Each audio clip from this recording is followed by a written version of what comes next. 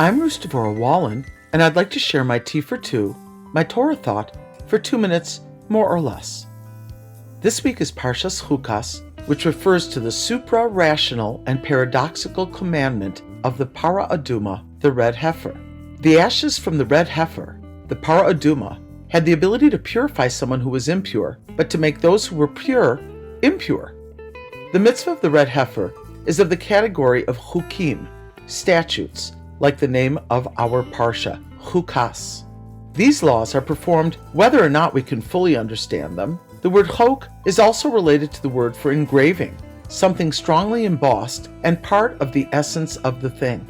The chok is a mitzvah whose meaning has not been fully revealed to us.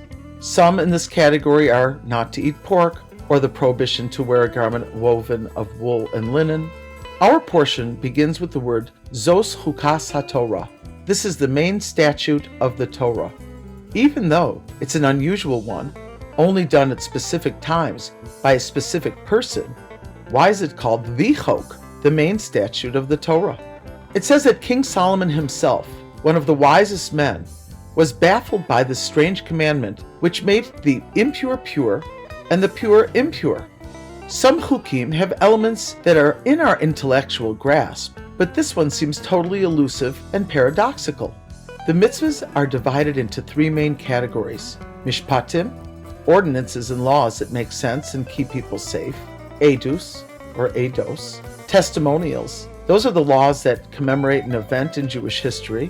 Chukim are the supra-rational laws that may have some symbolism, that may appeal to us, but their full understanding eludes us. Yet, if God is commanding the laws, why does it matter what our reasons for doing them are? In a certain way, by performing a mitzvah that we do not understand, we show a greater commitment and trust, subduing our egos and submitting to a higher knowledge, a higher authority. The fact is, each of us can relate to this idea, the example of a child with limited intellect. If his parents, doctor, or other authority figure asks him to do something or behave in a certain way for his health or safety, the acceptance and performance should be unaffected by the child's understanding. We may have a greater understanding, yet if our doctor prescribed us something, even if we're not a pharmacist to understand all the chemical interactions and indications, we would take the medicine. Similarly, we can relate to the example of the flight attendant's speech that asks us to put our electronics in airplane mode. The child may be upset when told he cannot use his device. His mother may be a little bit more understanding. The pilot may have even better conception of what problems occur when the phone is on during the flight, and the aeronautical engineer knows exactly why it's advisable to turn the devices off. The metaphor should be clear. No matter what a person grasps, it will never approach God's infinite wisdom. The Mishnah Avos, Ethics of the Fathers, states, "Be careful in the performance of a minor mitzvah as of a major one." We cannot judge which mitzvah is more precious in God's eyes.